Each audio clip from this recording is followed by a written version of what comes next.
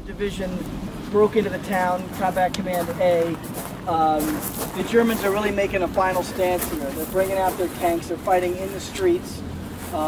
One tank destroyer took out 2 Panther tanks closer to the, more on the outer edge of town. And when he did that, he flushed out 2 more tanks and went racing south. Another Sherman comes rolling up here. The commander's name was Farmer. And at an intersection, he saw a German Panther tank from the side and realized it would be better to surprise it by ramming it. So he basically rams into the Panther tank, kind of knocks it on its side as the two of them plow together. The Sherman tank sort of falls on its side. He orders the guys inside to turn the turrets into the German tank, and they knock 3 shells into it, which basically rattle both tanks. The Germans jump out of theirs, and Farmer pulls out a grease gun and just mows them down. So that's the kind of intensity in combat we're looking at. The Luftwaffe makes an appearance, flying in here straight from the area, but all the GIs that witnessed this said they didn't get anything. The American forces are eventually going to push their way to the southern end of town, and the Germans are now starting to retreat out of it. One small group sets up a machine gun, and one soldier basically guns down, I think it was about 37 Germans by himself with a machine gun before they finally get him. But now once this town is taken, and it falls within about 12 hours, the path is open. I tell you what, if everybody raises their left arm like this, okay, Brittany Peninsula, Cherbourg, Brittany, and right here at the elbow, that's Avranches. So you can kind of get an idea of how important that is. I was really hoping we could get an eyewitness account of someone who was here in that. Hey, Harry! Tell us what you saw on the road into Avranches. You need a little more background. Can you tell us a little bit more background? Yeah, all right. About who I am and, please, and the unit that I was involved in. Anyway, we were in England. And my first view of Patton was when he made a speech prior to the invasion, getting everybody wound up for the big event. And it was in I think I mentioned it to you, it's in I'm thinking it's the one that they depict in the movie. You repeated it a lot. Yeah. Yeah. Yeah, you mentioned, he made it recall, but this was we were in a meadow by Oxford, England. He come in with his ivory handled pistol and shiny boots, gets up on the platform and gives this marvelous speech. He had a lot of words that he could use. At any rate, I was in a bastard battalion. We were an armored field artillery battalion, about 600 men.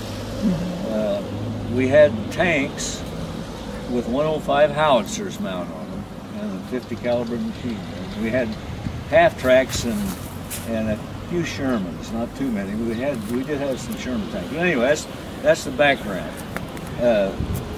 We then came into the hedgerows, and we were just dug in a foxhole in there. Our unit was just sort of waiting, and our major assault on the Germans came the Avranches, you call it. I call it Avranches because you're a good American. Yeah. And I remember that's where I saw war begin. Dead horses, dead Germans, dead Americans, scattered along the roads.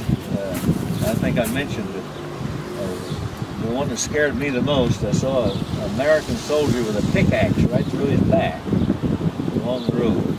But at any rate, but we then, I don't remember the town at all. I just remember the name of it. And but that's where our war really began over here. We were with the 2nd Armored, 3rd Armored Division, the 6th Armored. We were with the 6th Armored. You were at the 6th right here. Yeah. And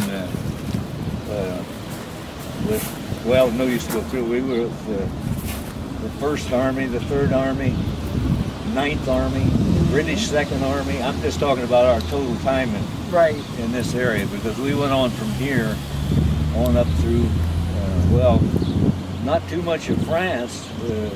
We were down in here, around in the Brest Peninsula, and I don't know whether any of you are aware of, we used to get the Stars and Stripes, and then there was another army.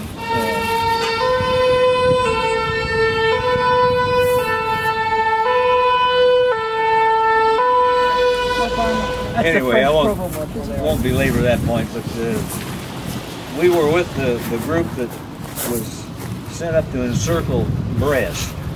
There was a lot of Germans, I guess, that were trying to keep them from coming out of there. And there's an article in this army paper that talked about the group that encircled Brest, called it the Brazier Boys, and they mentioned an artillery outfit, and it was our artillery. But anyway, but that's you know, that was my. After that, we were headed up through Paris, on up into Belgium, up through the Battle of the Bulge, and all the rest of it. Anyway, that's about it. I don't remember a thing here in terms of the town. Did you see much of Patton? Into the town? I'm sure we did, because it was long roads, you know, with advertising and things, you know, as we came in. But well, now if you passed through here, you probably passed through other towns. Coutances, what do you call it? Coutances. Yeah, I remember that name. Granville. Well, yeah, that seems a familiar name. What were the conditions of the towns as you passed through them? You know, torn up, the roads and streets were torn up. The tanks were tearing them out. But we never stopped. Right. Unless we had to, so you know, you weren't looking into the neighborhoods. What about the buildings around you? Were they fine condition, or were they? Had they seen the effects of war? They weren't. Yeah, there'd been war through here, I guess, bombing and I just don't recall them being, you know, rubble like we would see Cologne or some of the other cities. Right. That was the worst torn up city I've ever seen, was Cologne. The only thing that wasn't down was the cathedral. And we went in to see it, and we were waiting. We hadn't crossed. We were waiting to cross the Rhine, and the Germans threw artillery on us. We had to get out of there. So anyway. What about the reaction of the French civilians when you were coming this way? Great. I remember when we were going through the countryside, you know, always handing you wine at every crossroad. There would be a gang of, you know, day or night, 2 in the morning, and you drink a little of that wine, you know, you'd stop and go, march order. And one night, I was driving a weapons carrier, and I was positioned between 2 tanks. I could feel the exhaust. I knew how close I was. All blacked out. And we'd stopped, and I went to sleep. And I woke up and there was nothing in front of me. What a sinking feeling, because we were going, and so I had half of the battalion behind me. So I start out and take off, and I get to a T in the road, and there's a gang of French there, and they said, "What, you know, that way?" And we finally caught up with them. Very cool. Yeah. I'm gonna put Bill in here. Bill, what about you? Well, I'm like Harry. We had a lot of towns we went through per se. I knew the town. I wasn't like Harry. I didn't hit too much of the actual warfare. I hit some, but I didn't hit it. And fortunately, I got through without too much trouble. But as he pointed out, there was a lot of celebration at times. Well, what do you remember about with the civilians in this area? We encountered was always a positive note. We had no, I can't think of any kinds of tricks or animosity outcomes from any of them. Let me ask both of you guys this. What was the best meal and the worst meal you had during World War II? I can't think of too many good ones. The best one we had was when we went from C rations to 10-1 rations. And what was the difference? Well, you get Lucky Strike cigarettes and Chesterfields instead of Woodbines. Okay. Had nothing to do with the food, huh? What about you, Bill? I'll go along with that. And the worst? God, heavens, no. I had a lot of those. You were with the British Army. I would imagine you'd have something. We were with the British 2nd. But they weren't feeding us. We had our own mess operation. Did you stop for tea? No. Well, that was Montgomery. Well, you know, I had a lot of respect for the British. I mean, those guys had come out of North Africa and never even stopped by at Britain. Been gone for years, you know. Fed them right into the line. And they were out breaking up the landmines for us. You know, they had these big flails in front of the tanks. But yeah, one other story about the French. I don't know where it was. It was, I think, in the Brest Peninsula somewhere. We stopped and a Frenchman come up and wanted to trade me a .38 caliber Smith & Wesson revolver for a pair of shoes, and I traded with him. And I carried that in a shoulder holster the whole time after the war. Yeah. But anyway. You make any good trades, Bill? Yeah. Who were your best friends during the war? That's all I'm saying. What about you, Harry? Best friends? Yeah. Yeah, Hugo Linder. And why was you your best friend? Well, I just liked the guy, and we had some experiences. I could tell. I may have told you that. He and I got 1 hour to get out of the city of Paris.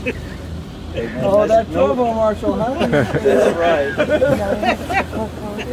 Yeah, it was off limits. Paris was off limits. We had been down in the Brest Peninsula. The 9th Army was forming, and they were looking for people to drive trucks, move the 9th Army headquarters to Maastricht, Holland. I don't know why they were going to Holland. The war had moved right on up through there. And there was about 15 of us, vehicles, and the captain who was in charge of it said, let's go see Paris. Even though, so we wheeled right in, we parked in that place, the Encore, the park. He sat down and wrote us all out a written pass to be in Paris from this point to a time the next morning. And we took off, thought it was valid. And we got, you know, Paris was buzzing, you know, we'd been liberated, you know, we were having parties. We were having a time, we came out of a hotel bar, and there was an MP Jeep sitting out there. All it over. And he says, not to be in this city. We're here. We showed him our pass, didn't mean anything. Loaded us up, took us out to the edge of Paris, not close, before Provost Marshal. He's the guy that gave us a written notice to be out of the city limits of Paris in 1 hour. And they wouldn't take us back.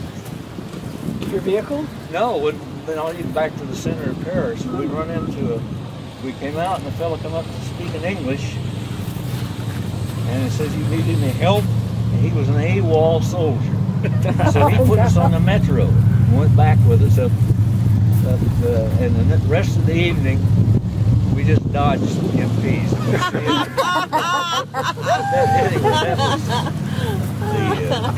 I kicked myself for not keeping that order. You know, I tore it up. I didn't want to. What was the most troublesome soldier you came across working in the Provost Marshal? I wouldn't try to say anything because I didn't have too much trouble. I more or less was stationed in an office capacity. I unfortunately gave some of the orders he's talking about, but then I can approve his reaction. Okay. But, I can't say What was the first time you guys heard enemy fire? What was your reaction? the first time I heard the word wasn't enemy. Our own troops killing cattle in the next headquarters. You ever go fishing? Hand grenades? No, we didn't go fishing. Harry, is there something you want to confess to? No. What about you, Harry? What about the first time you heard enemy fire? Well, I think it was really enemy fire was in the hedgerows. That's where we went off of Utah Beach, and we wound up right back in the hedgerows. And it was 2 or 3 times we had some airplanes, German airplanes, weren't very many, dropping bombs around, and that, I guess, would be the first I heard of enemy fire. That's before we took off out and headed to this place. And what was your reaction to the? You know, we were living in foxholes in those hedgerows. That's, I think, about the only time I was in foxholes was there. The rest of the time we were in this armored outfit. We were moving. We were with, well, 3rd Armored Division, 2nd, 6th. These were, well, with the Spearhead Division more of the time. So we were always moving. March order, that's what we didn't like about Patton. You were constantly march order. You get stopped and take a 10-minute snooze and then you're on your way. But he wasn't too well thought of in my circles. I won't deny it. Like I said, a lot of soldiers said, you know, you serve with Patton, he's going to get you killed. Yeah. That was kind of the attitude. The best general I served under was had the 3rd Armored Division. Rose. Maury Rose. Two-star general. Yeah. I was about, I'd say, less than a mile behind him when he was shot. Okay. You know, we were near Paderborn, Germany, and moving along.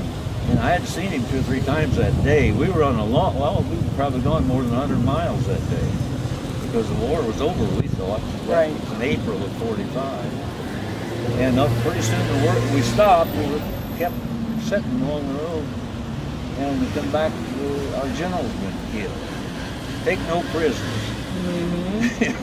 I'm telling you, that's what the word was. I've read that it started a very ardent enthusiasm for the troops to about prisoners after that. I wound up in Paderborn, I think this 2 days after this, and that's where I got hit with a mortar. That was the end of my Army career in this place. It must be the thoroughfare for all the emergency vehicles. Maurice Rose was a battalion and a combat commander for the 3rd Armored Division. I'm sorry, with the 2nd Armored Division in Sicily. So he had a lot of experience by the time D-Day comes around, so they put him in charge of an entire division. Before that happens, though, you remember the scene from Band of Brothers where the hedgerows are getting overrun and the 2nd Armored, or the 3rd Armored comes rolling in? That was Maurice Rose, the head of that column.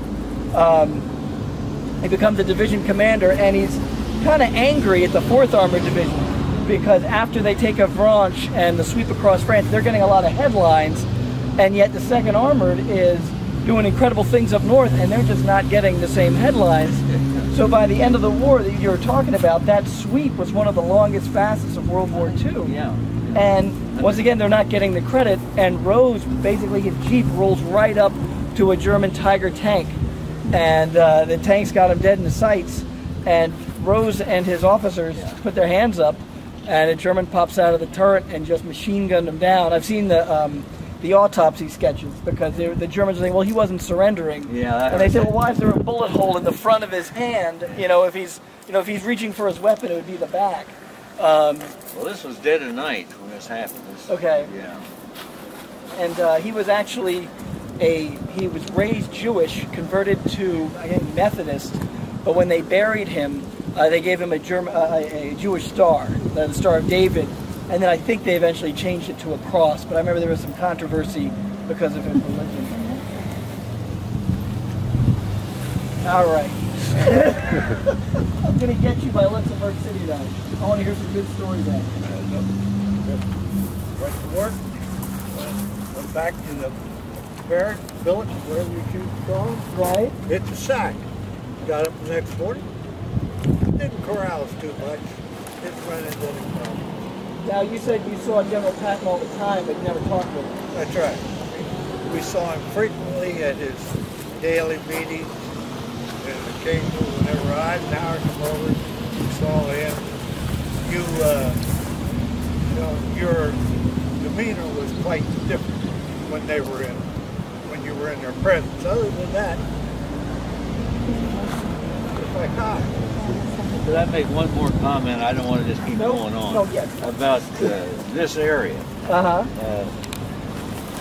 When we came out of the hedgerows, my sergeant rode beside me. I was in a weapons carrier when we came out of here. And we saw this soldier with the pickaxe, and the sergeant took his stripes off right there, riding beside me. He thought the Germans shoot at officers, you know, or people who look like wreckers. And he was scared to death.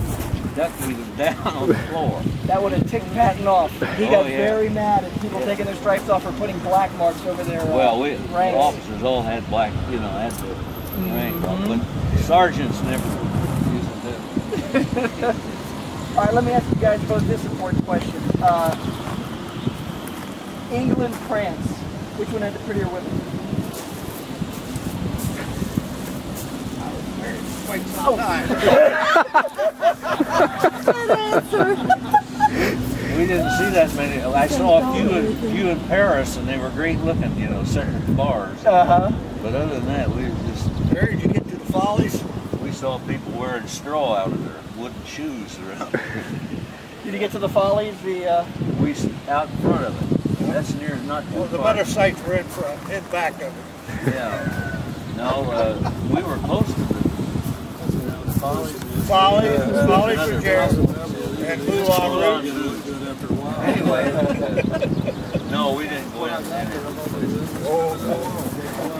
Oh, Bill, what were you doing when Eisenhower and Patton were getting together? Were you standing guard by the door? No,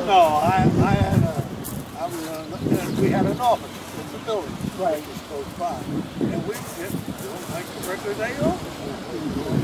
Somebody would say, for instance, a day or so ahead of time, Patton and Eisenhower would be around the house in the air, sort of keep it straight, whatever keeps the cause. The only time I really got, I don't want to say, not the only, the celebration of the end of the war. The next morning I woke up with one of these Jeep canvas bags around the neck. A Jeep canvas bag? Yeah. In our area we had a canvas bag you put water in or something like that. Right. Well, I don't know how it got around my neck, but we were celebrating a little bit. I woke up, when I went to roll over, the bag impeded my progress, shall we say. Patton wasn't standing there when you were. No, he wasn't there. No. We were in Bad Folks compound.